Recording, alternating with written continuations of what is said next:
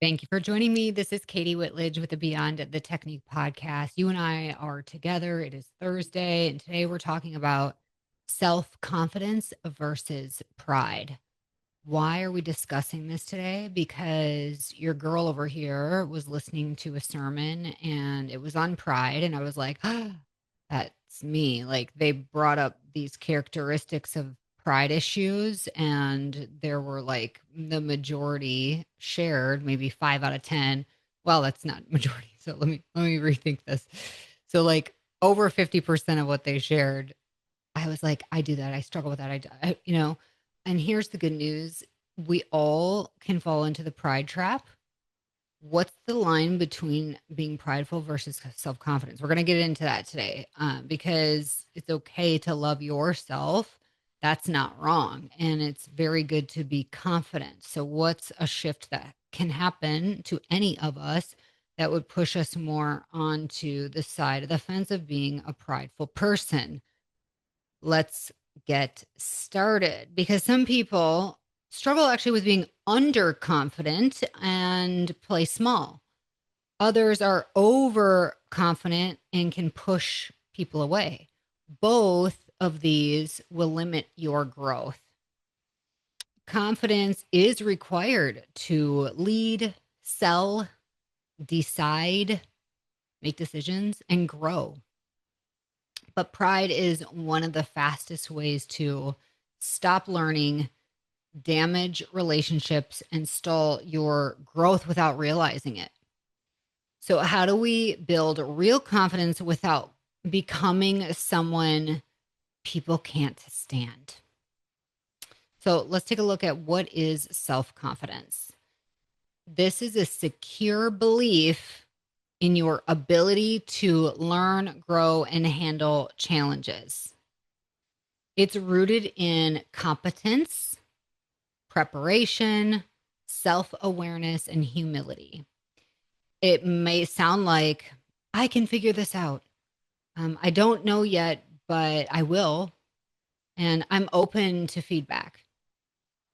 What is pride? So that's an inflated sense of self importance or superiority. I'll say that again. It's an inflated sense of self importance and superiority. It's rooted in insecurity, comparison, fear of being exposed. And it might sound like, I already know that. That won't work here.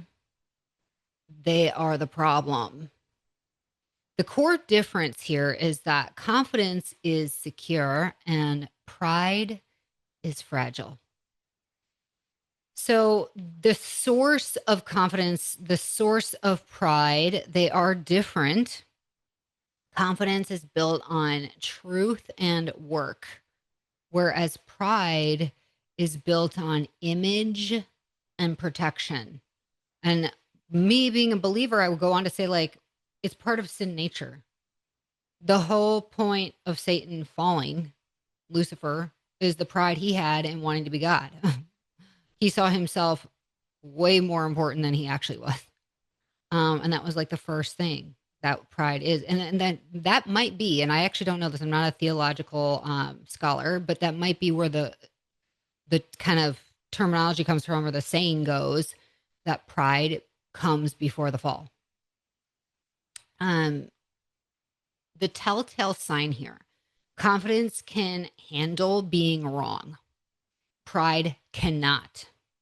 Confidence learns, pride defends. I think we're all related to somebody with pride issues. And if you don't know who that is, maybe you're the one. And by the way, pride is in denial. So most people that struggle with pride don't even realize it, or like everybody can see it but them. So confidence can handle being wrong. If you're a confident person, you can handle being wrong. When you're prideful, you can't handle that. Is anybody subject to pride issues? The answer is yes, especially leaders, high performers, experts, people who've had success, people who also, this is interesting, have been hurt, overlooked, or underestimated. Some of the common causes of falling into pride: rapid success, praise without grounding, past insecurity, the comparison culture we're in, fear of losing relevance, attaching identity to performance. This is a huge challenge for me. Like, are you only as good as the last good thing you did? So pride often starts with self-protection, but it slowly becomes self-isolation. And that is because it distorts your reality and it will ruin your relationships. Characteristics here of confident people: they ask questions, they admit mistakes quickly, they give credit freely, they listen more than they talk. There's another struggle for me. But hey, I'm a podcaster, right? This should be my outlet. But yes, just because you're a yapper doesn't mean you have pride issues, by the way. So they don't have to be congruent. Like, it's kind of this package of, like, you see all of these things. Some of them, like, that's where I said, gosh, the majority of what they brought up, I'm like, I feel like that was speaking to me and I needed to check myself. So they listen more than they talk. They are calm in disagreements. They don't need to win every room. They're curious. They want to have the best idea be discovered versus being the best or having the best idea themselves. Whereas prideful people often interrupt. They deflect blame. They name drop. They struggle to receive feedback. They get defensive quickly. They talk more than they listen. They need to be right. And they compete instead of collaborate. So, how do you change this? First, catch it early. Like, defensiveness is usually the first symptom. And then start asking better questions, like literally yourself, like ask yourself better questions. So ask yourself, like, what are you trying to protect right now? What if they, whomever you're getting defensive with, what if they are 10% right? What do you need to learn right now or learn here in this situation? Practice visible humility, saying things like, I was wrong. That's a better idea. Can you help me understand? That is really, honestly, like, we're teaching people this being humble. We'll get into one of my favorite quotes about um, humility and what it is, what it isn't. You really need to think about, if you have struggled with pride in the past, there are temptations or triggers that might push you into struggling with it in the future. If you see it in somebody else, just, this is an identity crisis for people sometimes, and they don't even realize your worth is not your title. It's not your numbers, your status. It's not your success.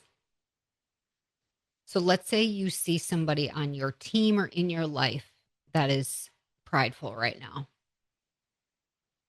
How do you approach this? How do you take on, like, okay, I'm going to be the one to have the conversation? It's, and I promise you, I've tried this. It does not go well. But if you love somebody enough, like, they need to be told. And so I hope that this is helpful. First off, do it privately. Public humiliation is never, ever going to work. So do it privately and respectfully. Biblically, I've always heard, like, share the truth in love. Is there a loving way to be truthful with somebody and respecting them and their honor? Do it with examples and not labels. Don't make it an identity thing. You are this versus, here's a time, this was a behavior I noticed. Well, let's get into the framework for that. So starting with respect might look like saying, like, I care about you and I respect you, so I want to share something honestly. Are you open to that? Describe instead of accuse. So you might say, like, I've noticed in meetings you tend to shut down ideas quickly. And the impact of that is it makes the team hesitate to speak up. And then invite reflection from them. I don't think that's your intention. Like, how do you see it? So you sometimes with certain people there is no winning in this, and it's not meant to be an argument that you need to win.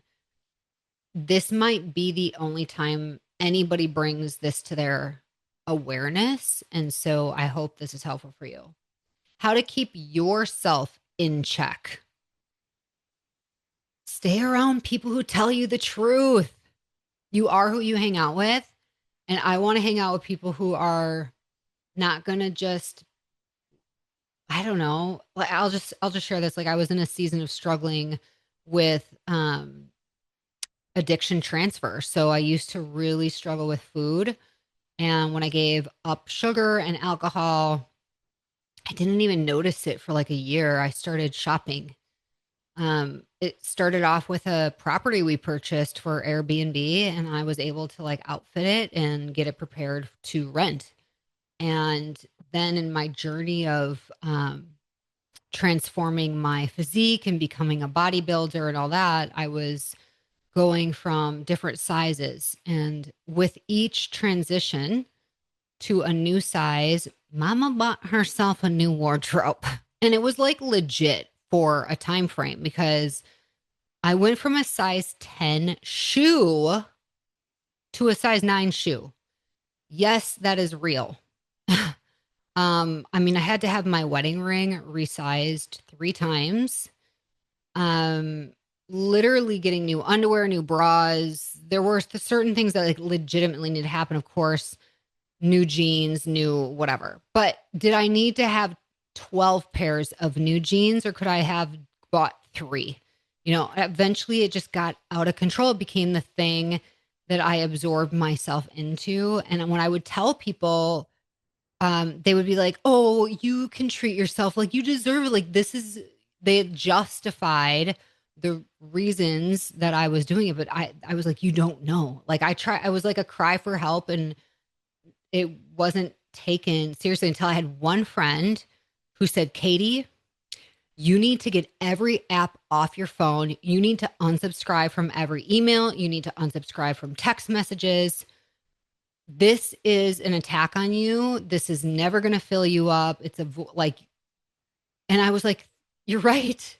And I didn't even change right away. It took a while. It was like, eventually I was like, I need to stop. And the desire eventually went away. By the way, anything I've ever personally, not everybody's like this, given up, I've done cold turkey. Anything I've ever given up, I've done cold turkey. It's just the way it's worked for me. Quit smoking cigarettes, cold turkey. Quit smoking weed, cold turkey. Quit alcohol, cold turkey. I wasn't like weaning myself off of even sugar. This is why for me, abstinence is freedom. People lose their minds over this because they're like, moderation is great. Well, tell that to the 90% of obese people. Like their addiction, that's an addiction. When you quit alcohol, you can stay out of bars. You can stay away from taking, like, they're not like, you know what? One beer is fine. Nobody would say that to an alcoholic. But to a food addict, it's like, well, you can have one piece of pie. Well, you will never know what one piece of pie can do to a food addict mentally and emotionally. It is a spiral effing effect.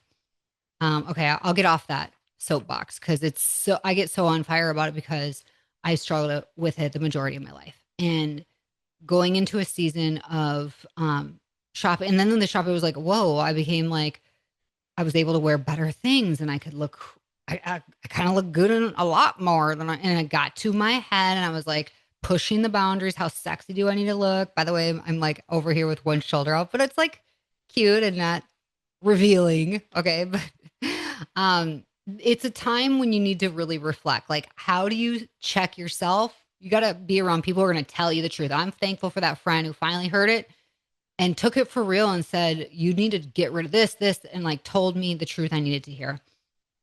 You need to surround yourself with people who aren't impressed by your title. And they're going to be your friend whether you're a big deal or not a big deal. And by the way, we all none of us are that big a deal. And there's scripture to say, like, think of yourself less than everybody around you. Like, you're supposed to do that. You're actually supposed to love your neighbor as you love yourself. So putting more regard into others is the key to keeping yourself humble. We're going to get to that. There's, again, my favorite quote with that. So being around people who are not impressed by your status, whatever that may be. So working on building these habits to really be preventative, but also it's okay to be self-confident, right? So build these habits, regular self-reflection. Am I causing myself to tarnish relationships and not realize it? Have I turned people off by things I've said? Have I been defensive? Have I interrupted? Have I tried to have the best ideas in the room? Have I been over the top? And I definitely have had these moments in the past. It was like I needed to prove myself to the big dogs in the room. It's like, okay, no, because you just come off not the way you hope to. You hope to be respected. You know what? If you want to be respected, work hard, be competent. Your work will speak for itself. The way you treat others will speak for itself. Who you are will speak for itself. Have feedback loops. Actually ask. Like, sometimes when you are the entrepreneur, the owner, the leader, it's who's giving you feedback. You're the one giving everybody else feedback, but you need to invite real feedback and tell people. I even read this book, The Making of a Manager. If you're watching today's episode on YouTube, I'm holding it up right now. It's awesome. And she literally did not let people off the hook. She said, you have to find at least 3 things that I need to improve on before we're done with this conversation.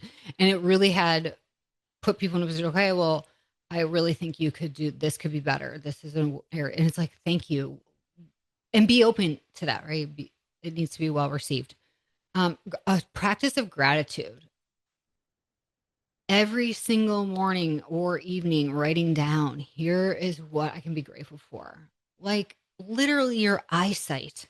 Um, it was unfortunate. I had helped sing at a friend's grandma's funeral. And I didn't know her grandma, but I love her, and I will say yes anytime that family wants anything from us. Like, they've been there for us, we're going to be there for them. So I'm listening to this story of their life, and it was just so humbling to hear about, because she, towards the end of her life, her grandma was losing her eyesight. And it was ironic to hear that, because literally that week I was listening to a podcast where the speaker was sharing, like, every day you have something to be grateful for, even if it's the fact that you woke up. Not everybody who went to bed last night is waking up today. And that you can see, you have eyes to see, ears to hear. And so when less than a week, I'm at a funeral listening to the ways that our body can and eventually will break down. We will not stay youthful forever. We can't, no matter how many biohacking things we put in place, we won't live forever. And to be grateful for every little thing every single day is such an important practice, and really keeps you, like, grounded in check. Like, no matter what happens, like, circumstances aside, I woke up today, I have another day at life, and I'm thankful. Mentorship. So having other people around that are going to mentor you. Sometimes as high performers or leaders, you are the mentor, but there should be no matter what season you're in, a mentor in your life that you can look to, talk to, be real with, and they're going to be real with you. And of course, prayer, journaling, having a quiet time, whatever the practice is for your leadership rhythm to keep yourself in check. Confidence grows through work. Um, Humility grows through awareness. So, okay, here's the quote that I love about what is being humble. Being humble isn't thinking less of yourself.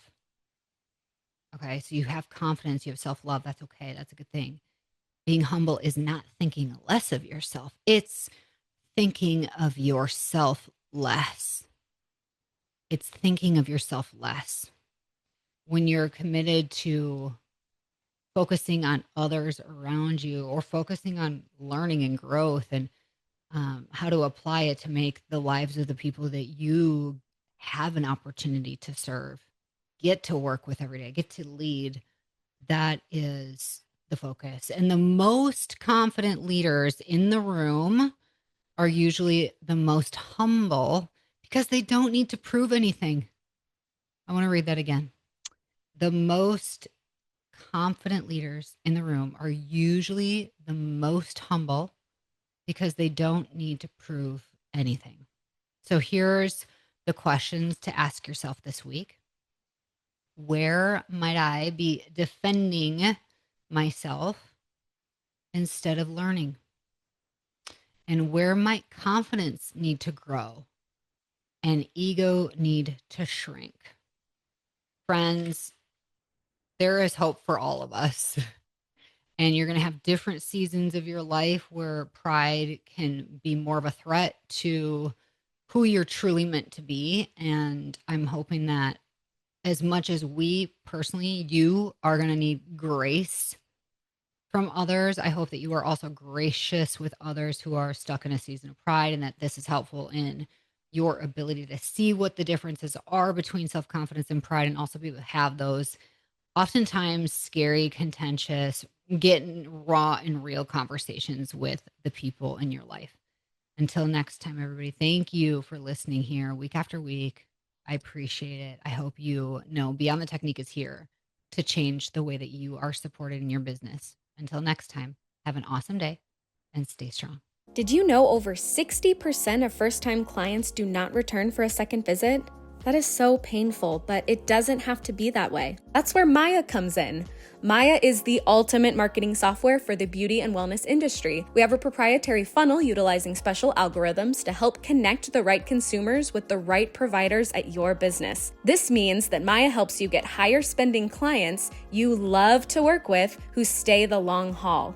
If you want to increase your revenue, increase your client count, increase your average ticket, and increase your new client retention, then you need Maya.